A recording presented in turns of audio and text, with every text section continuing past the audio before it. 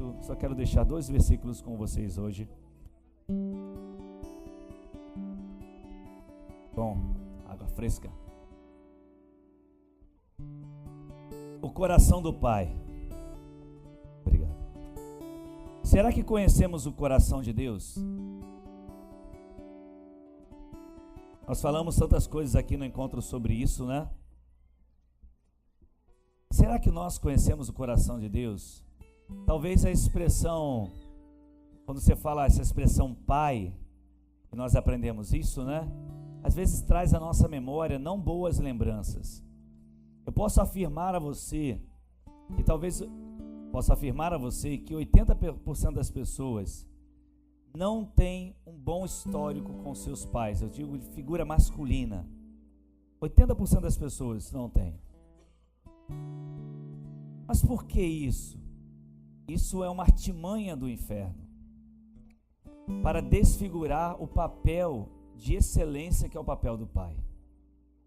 O papai da terra, que nós chamamos, né? Ele tem um papel fundamental na nossa vida e na nossa história. É claro que a mãe também o tem.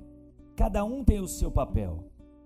Mas imagine, eu citei isso aqui em relação à igreja, mas é como as asas de uma águia, onde o pai tem um papel que é uma asa e a mãe tem um papel que é uma asa. E se a águia for cortada uma das suas asas, ela não consegue voar. Ela pode até tentar ali, fazer um esforço muito grande, vai conseguir chegar em algum lugar. Mas quando há essas duas funções, esses dois sacerdócios funcionando, a coisa flui diferente. Eu não tenho dúvida. É interessante que o apóstolo Paulo, ele, além de Jesus, ele foi o único que usou a expressão Abba, Pai. Que Abba é pai em aramaico. Às vezes alguém explica como se fosse a expressão paizinho, papai. Uma expressão que denota um relacionamento de intimidade muito grande.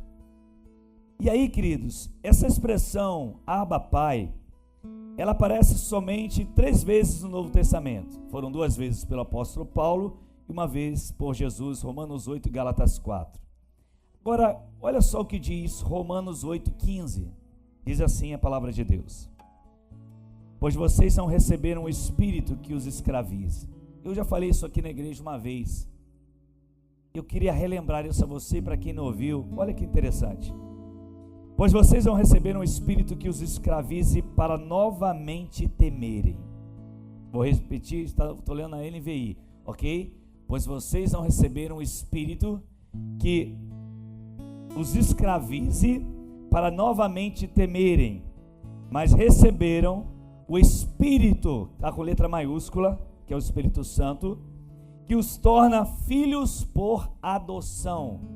Filhos por adoção, por meio do qual clamamos, Abba, Pai. Versículo 16. O próprio Espírito testemunha ao nosso, ou seja, o próprio Espírito Santo, porque ali está toda letra maiúscula, mas na sua Bíblia a palavra Espírito primeiro está em letra maiúscula, refere-se a Deus, ao Espírito Santo de Deus. Então, o próprio Espírito de Deus testifica, testemunha ao nosso, está vendo letra minúscula agora? Espírito, ao nosso, somos corpo, alma, espírito, ao nosso espírito, que somos o quê? Filhos de Deus.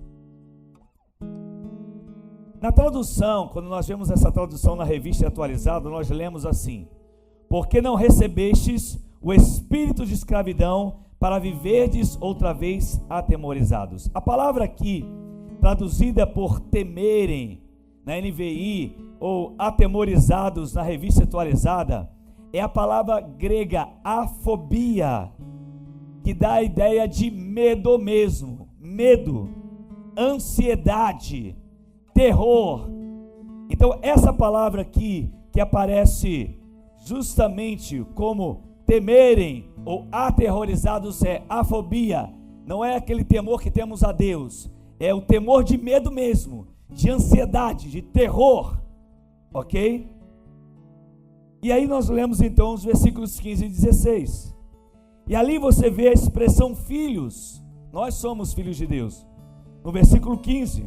E é interessante porque no grego há 4 nomes diferentes para filhos. Escute isso. Há um nome que se refere, como nós vimos o Miguel aqui, ao recém-nascido, um bebezinho. Há outro nome que se refere a uma criança com cerca de 5 ou 6 anos de idade. Há outro nome no grego que se refere ao adolescente, ao jovem.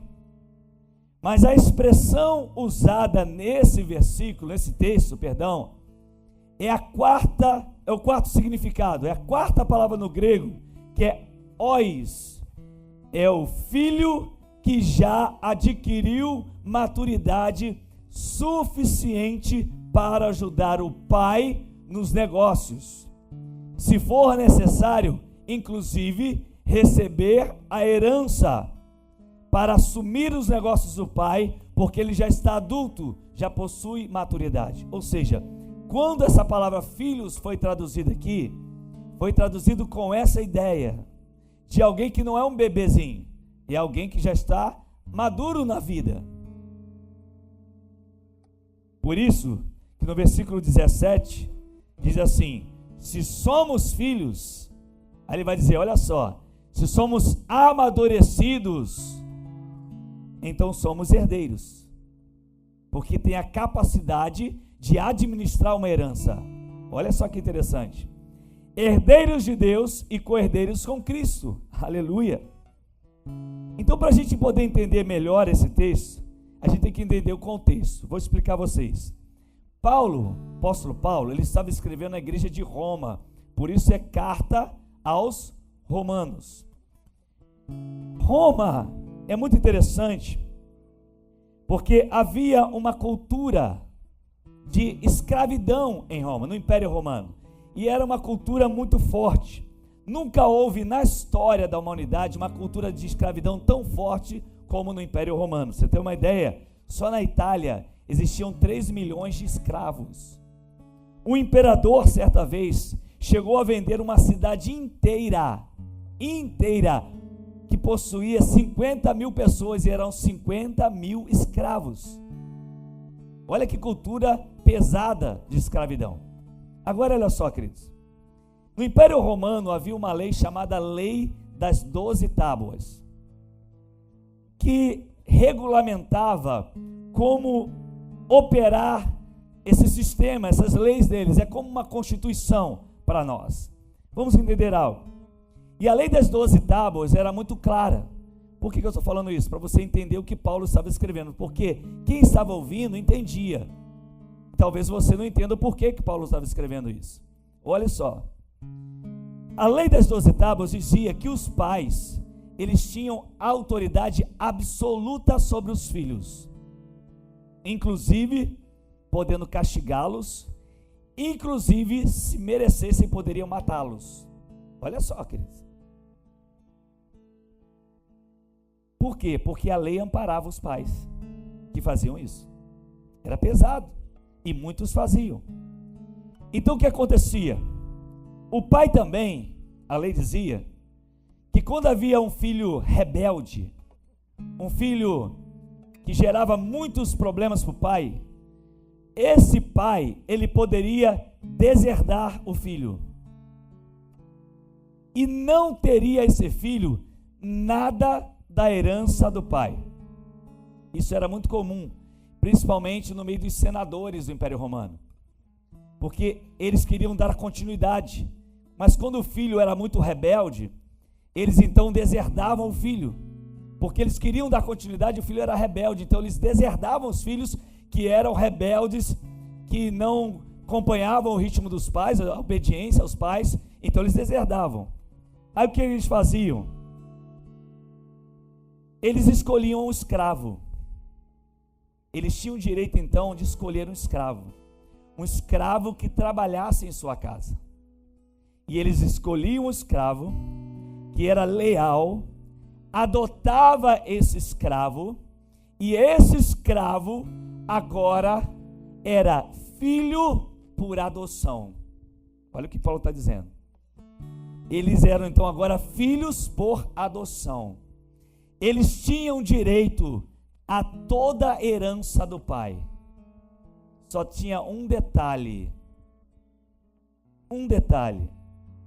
A lei dizia que quando o pai deserdava o filho, não poderia tomar o filho de volta.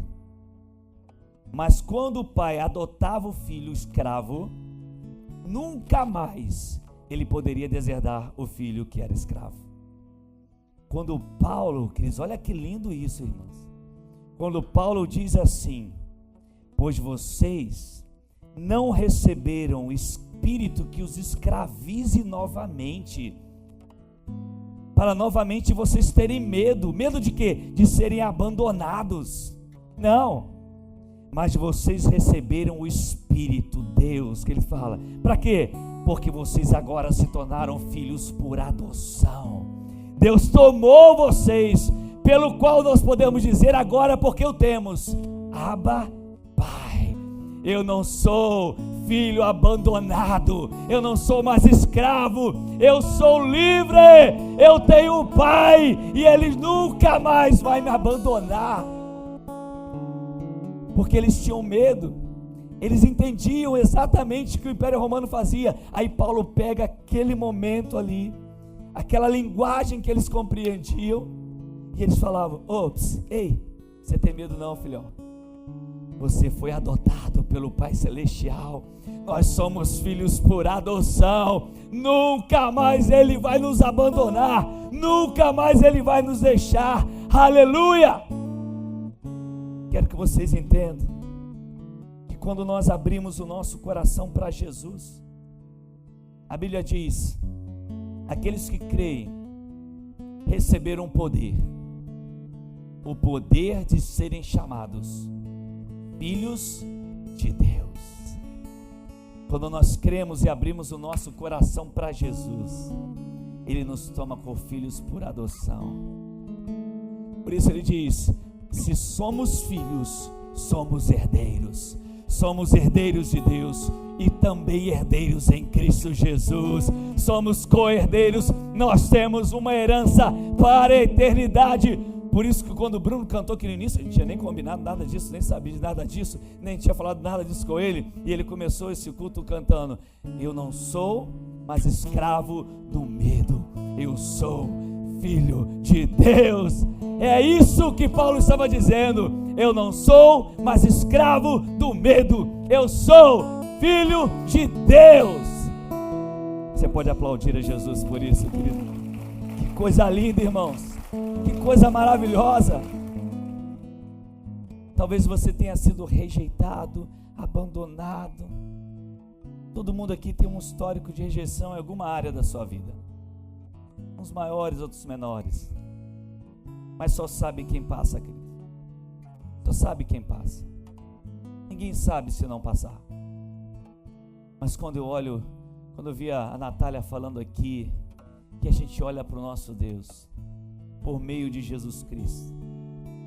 Se somos filhos, então somos herdeiros, herdeiros de Deus e co-herdeiros com Cristo. Aleluia. Se de fato participamos dos seus sofrimentos, para que também participemos da sua glória. Somos filhos de Deus. Somos filhos de Deus. Somos filhos de Deus. Somos filhos de Deus. Somos filhos de Deus. Aleluia. Glória a Deus. É isso que nós somos. Somos filhos de Deus. Aleluia. Aleluia. Eu não sou filho de uma religião. Eu não sou filho de uma igreja. Sou filho de um pastor. Posso ser filho natural de um pastor. Talvez alguns aqui o sejam. Mas nós somos filhos do Deus vivo. Mas por que então você está numa igreja? Porque a igreja é o corpo de Cristo, a Bíblia fala. É a continuidade de Jesus. Que não são essas paredes aí. Porque ninguém convidou ninguém aqui para seguir uma religião, queridos. Religião só tem uma. Só existe uma religião, que é Jesus Cristo. Porque a palavra religião é religar, religião, religare, religião, ou seja, aquele que pode ligar novamente. E o único que pode ligar novamente você e eu a Deus é Jesus Cristo.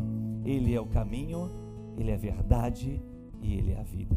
Não é nenhuma igreja, nenhum pastor, nenhum padre, nenhum papa, ninguém. Só Jesus pode fazer isso. Só Jesus é o caminho. Só Jesus é a verdade. Só Jesus é a vida. É Ele. Então, para compreender o que os irmãos estavam falando aqui, talvez para alguns seja difícil, porque são coisas espirituais. É difícil discernir isso. Mas quando você abre o coração e aquilo vem, que não tem como explicar, irmãos, não tem como. Eles tentaram, a gente tenta, mas, irmãos, fala a verdade, não é difícil da gente até explicar em palavras. Aí fica sem palavras, né, pô? Aí fica tentando, busca daqui, busca de lá.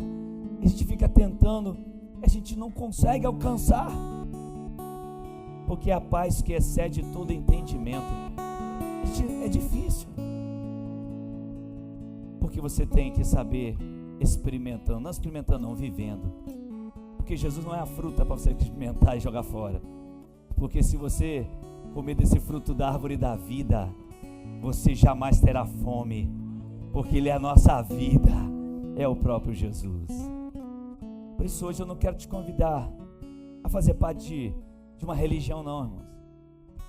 Quero te convidar a conhecer Jesus, pois Ele muda a sua vida, Ele muda a sua história. Vamos orar. Quantos irmãos estão aqui ministrando? Fecha teus olhos aí. Vamos pensar nisso um pouquinho.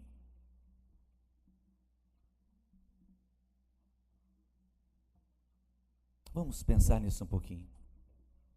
Ele nos tomou filhos por adoção. E Ele disse: não precisam ficar com medo novamente.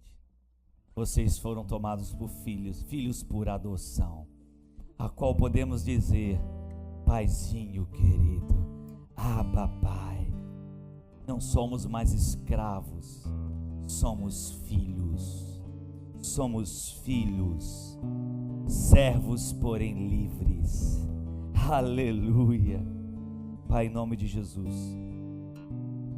nós não temos palavras no vocabulário humano, Senhor, que possa expressar quem Tu és. Nós somos pecadores miseráveis. Nós é que erramos. Nós nos desviamos do Senhor, deixamos o Senhor de lado. E talvez nessa terra nos frustramos, nos decepcionamos com as pessoas, porque colocamos o foco em pessoas. Tem muita gente, Pai, que frequenta uma igreja e se decepcionou com tanta coisa, porque colocou o foco somente em pessoas, porque não foi ensinado que é filho, foi ensinado a ser crente, foi ensinado a ser membro de uma igreja, esqueceu de aprender a ser filho de Deus, filho do Senhor, porque isso é um poder, diz a sua palavra. Quem crê no Senhor Jesus se torna filho do Senhor. Meu Deus, Espírito Santo de Deus, o Senhor que conhece o coração de cada um aqui, o Senhor sabe o que nós queremos. Não nos dobramos as riquezas, não queremos isso, Senhor. Queremos o suprir do Senhor, porque o Senhor já nos garantiu isso. Temos comida, temos roupa para vestir, temos casa para morar, temos o suficiente para a nossa vida, podemos abençoar vidas. O restante é com o Senhor, o restante o Senhor está cuidando. Queremos viver a vida que o Senhor tem para nós, e a vida que o Senhor tem para nós é a vida eterna em Cristo Jesus. Por isso, Espírito Santo, faz aquilo que nós não podemos fazer. A Tua palavra diz, Deus, que o Espírito nos convenceria do pecado, da justiça e do juízo. Então, Espírito Santo, só o Senhor tem esse poder. Nós somos apenas proclamadores do Teu reino. Eu sei de uma coisa, Deus, um dia eu abri meu coração, mesmo criado dentro de uma igreja, mas eu precisei abrir meu coração e dizer: o Senhor é o meu Senhor, o meu Salvador, aquele que reina sobre a minha vida. Eu não sou perfeito, Senhor, nenhum de nós o somos, mas alguém que é perfeito hoje habita em nós, e queremos hoje proclamar o seu nome e glorificar o seu nome, em nome de Jesus, em nome de Jesus. Quero convidar a ficar de pé, vamos ficar todos de pé, por gentileza. Nós vamos cantar essa canção, queridos, e na medida que formos cantando essa canção, e eu lembro aqui do Júnior falando, que estava lá aquela coluna ali, que às vezes a gente reclama da coluna, né? Mas a coluna tem um manto nessa coluna aí. Vocês vão sentir saudade da coluna ainda. Tem história, viu? E porque nós estamos construindo aqui em cima, né, queridos? Já estamos no processo de construção aqui em cima, cobertura. E ele estava falando, né? Quando a gente abre o coração e abre os olhos para ver aquilo que Deus tem para a gente não vê mais nada do nosso lado. A gente não olha mais quem está do lado direito, do lado esquerdo, quem está atrás. Você simplesmente mergulha e deixa. Nada te prende mais. Eu não aceito Jesus. O que minha esposa vai falar? O que meu esposo vai falar? O que minha mãe vai falar? O que meu tio vai falar?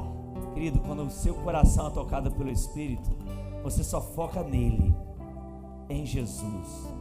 Deixa que Ele cuida do resto, meu querido, porque Ele te ama, Ele deu a vida por você. Enquanto nós estivermos cantando aqui, enquanto o Bruno estiver ministrando, o louvor estiver sendo ministrado, eu queria orar por você, que talvez hoje está dizendo assim: eu não sou mais escravo do medo, hoje eu quero ser filho de Deus, porque eu quero crer em Jesus como Senhor e Salvador da minha vida. Aleluia.